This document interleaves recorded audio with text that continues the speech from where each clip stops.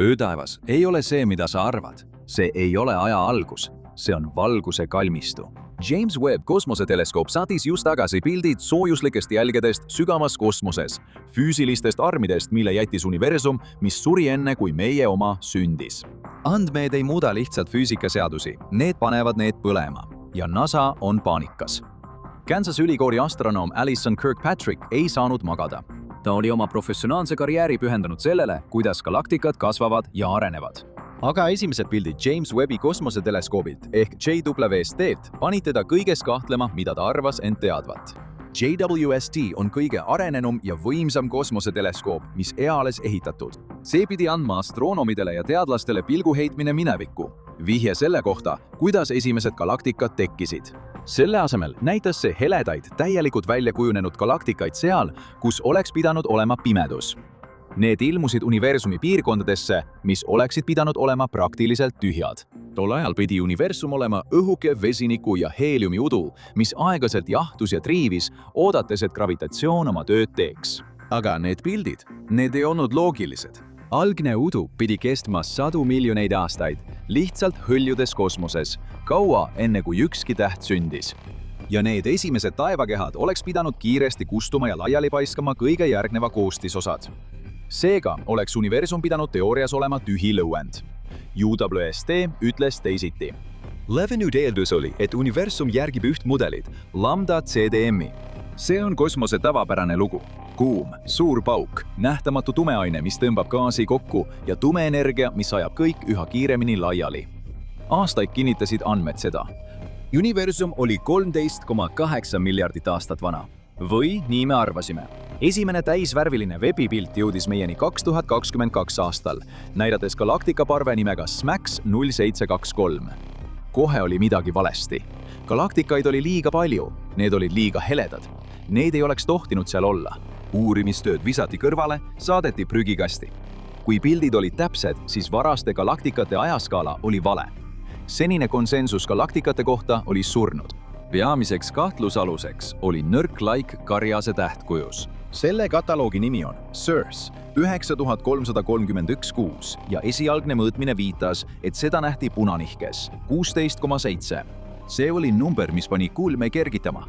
Punanihe on sisuliselt ajamasin, mis on universumi struktuuri sisse ehitatud. Kui ruum laieneb, venitab see läbi selle liikuvat valgust, tõmmates seda spektri punase otsa poole. Mida rohkem see valgus on venitatud, seda kaugemast minevikust see pärineb. Lõpuks tundub punanihkesse sügavamale vaatamine vähem nagu kaugemale vaatamine ja rohkem nagu üha varasemate universumi versioonide tagurpidi vaatamine. Punanihke väärtuse 16,7 juures asuks objekt umbes 235 miljonit aastat pärast suurt pauku. See on ajastul, mil midagi nii suurt poleks pidanud veel jõudma tekkida.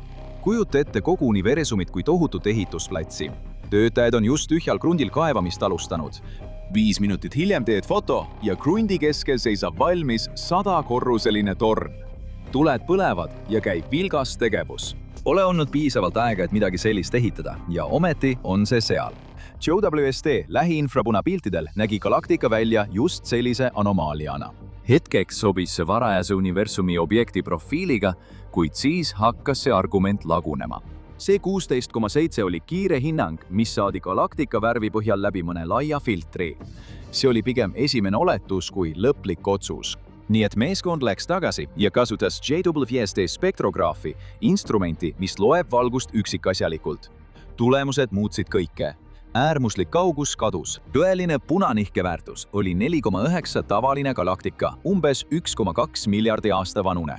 See, mis näis olevat kosmiline rekordipurustaja, osutus lihtsalt joondumise trikiks. Täpselt õige kauguse juures libises vesiniku emissioonijoon sujuvalt 3 kõige punasemasse filtrisse, samal ajal kui hapnikujooned tõstsid 4. väärtust. See valgustas mõnda laineala, jäi ülejäänutes pimedaks ja jäljendas midagi palju vanemat, kui see tegelikult oli.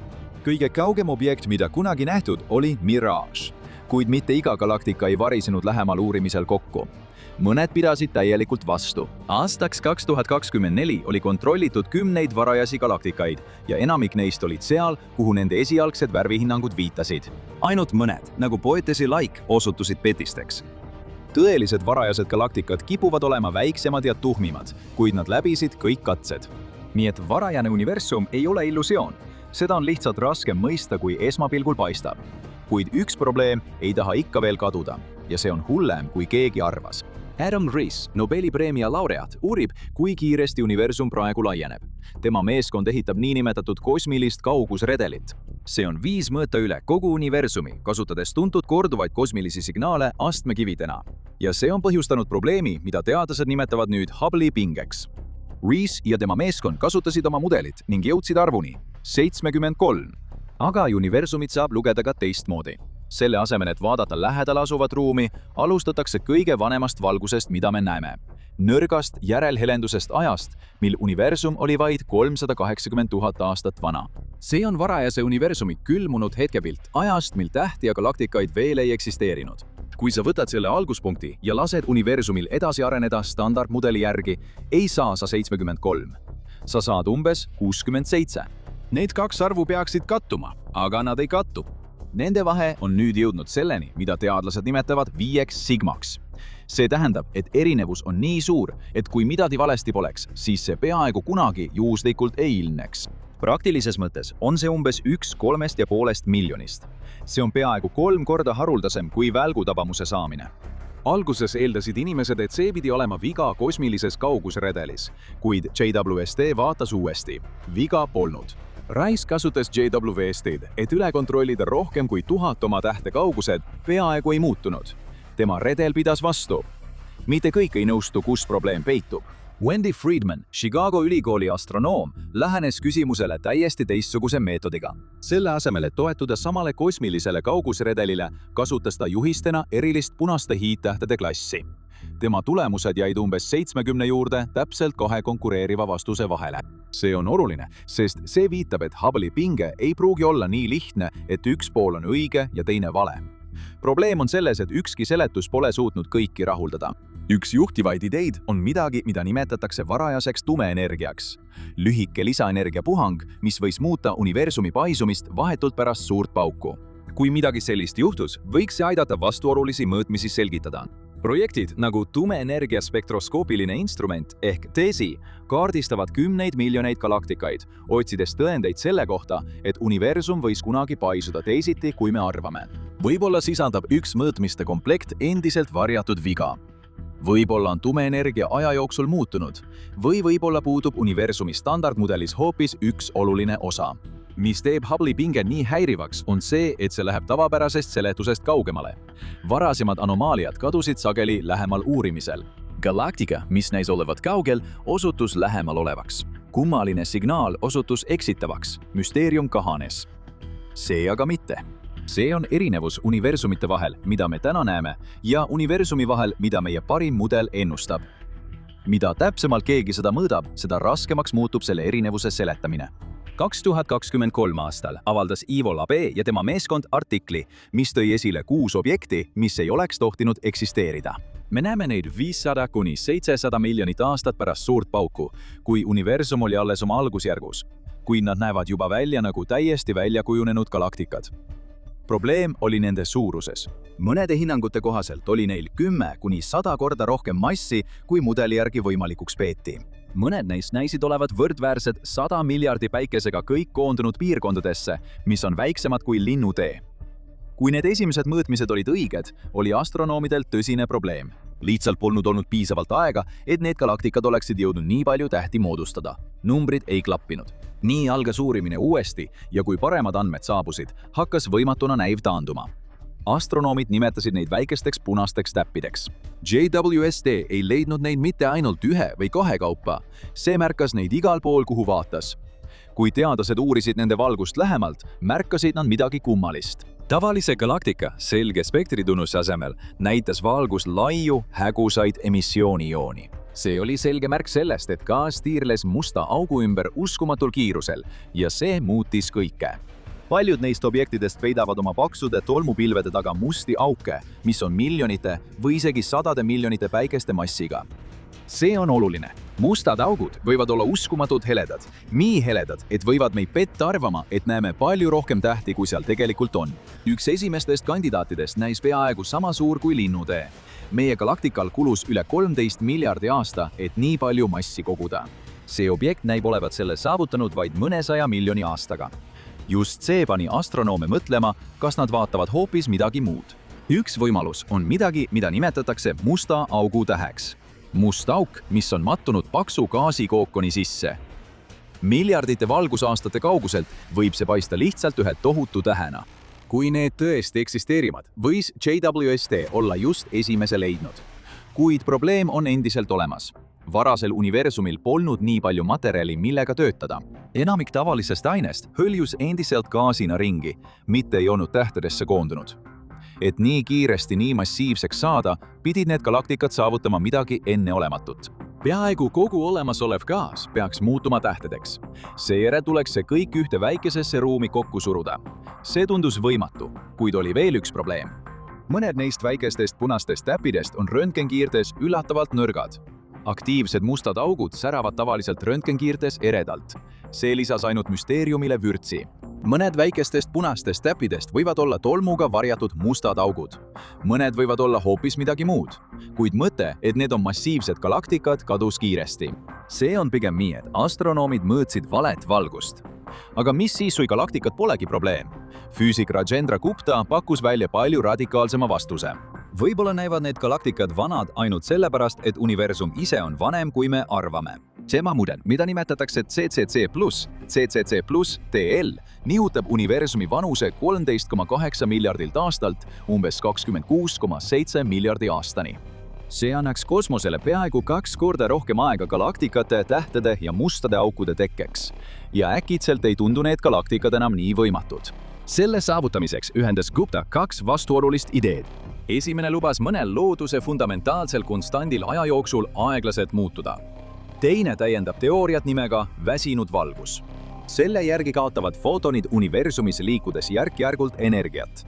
Kaugemad galaktikad tunduvad punakamad mitte sellepärast, et ruum laienes, vaid kuna nende valgus tuhmus teekonna jooksul. See kõlab usutavalt, kuid enamik füüsikuid pole veendunud. Gupta avaldas selle idee eelretsenseeritud ajakirjas 2023 aastal ja teised teadlased reageerisid kiiresti.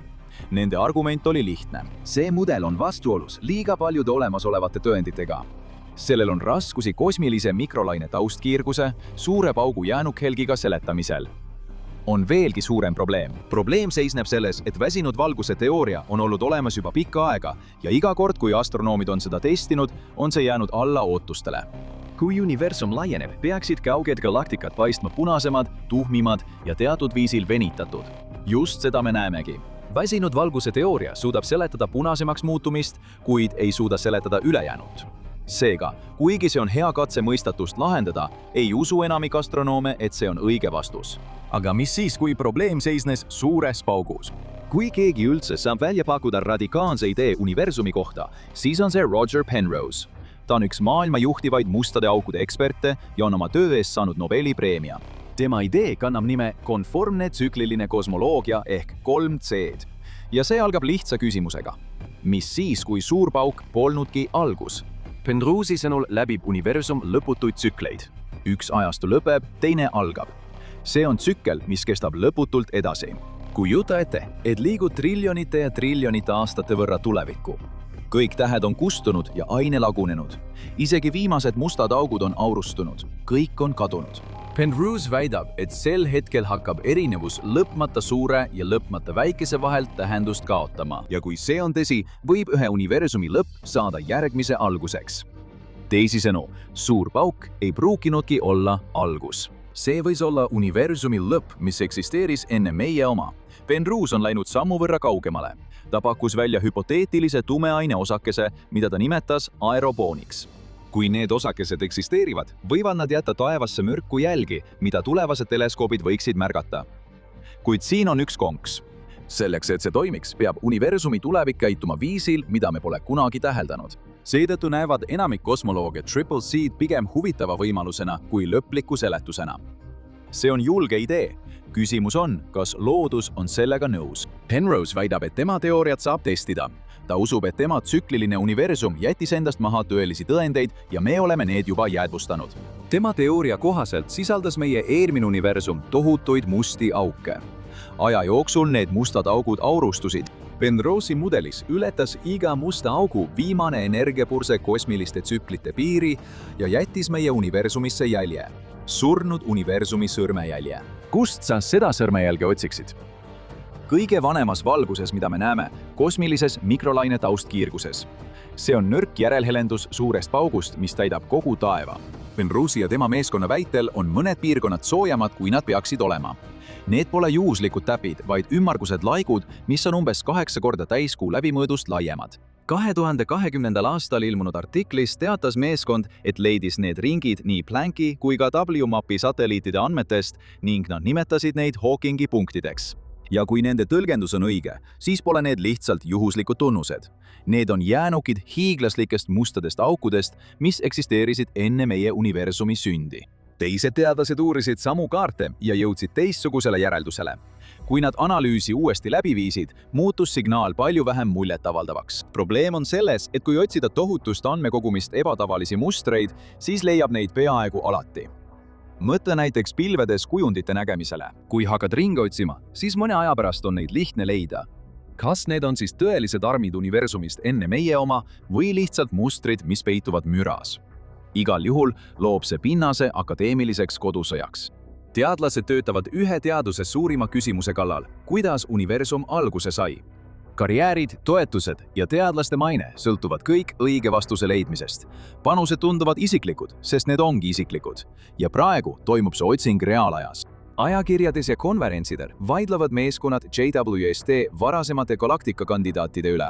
Kas need on tõesti nii massiivsed ja kauged, nagu esmapilgul paistab, või muudavad sellised mõjud nagu kosmiline praht need tegelikkust äärmuslikumaks? Aga see ei käi ainult kaugete galaktikate kohta, vaid ka meie koha kohta universumis. Vaata oma käsi. Iga aatom neis on sepistatud iidsete tähtede sees. Mõnedes tsüklilise kosmoloogia versioonides ei pruugi isegi valgus sinu ümber olla kosmilises mõttes uus. See on lihtsalt taaskasutatud eelmisest universumist. Kus see meid siis tegelikult jätab? Mitte sellega, et suur pauk oleks ümber lükatud. Selle põhiline lugu peab endiselt paika. Universum paisub ja kui sa keerad kella tagasi, viitab kõik kuumale, tihedale algusele. See on kirjas kõige lihtsamates elementides kosmoses. Vesinik ja heelium esinevad endiselt täpselt sellistes kogustes, nagu teooria ennustab.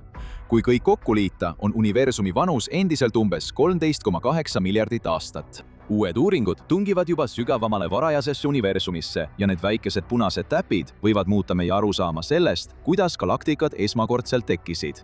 Ükskõik, mida JWST ka ei avastaks, ei ole see kosmoloogia kriis, vaid pilt universumist, mida täiendatakse endiselt tükkhaaval. Tundub, et James Webbi kosmoseteleskoop on just avastanud veel ühe mõistatuse ja see pole ainus, mis seal peidus on. Kui soovid sügavamale minna, vaata videot 50 üllatavat fakti kosmose kohta, mida sa ei teadnud, et näha, mida universum meie eest veel varjab. Või klõpsa sellele videole.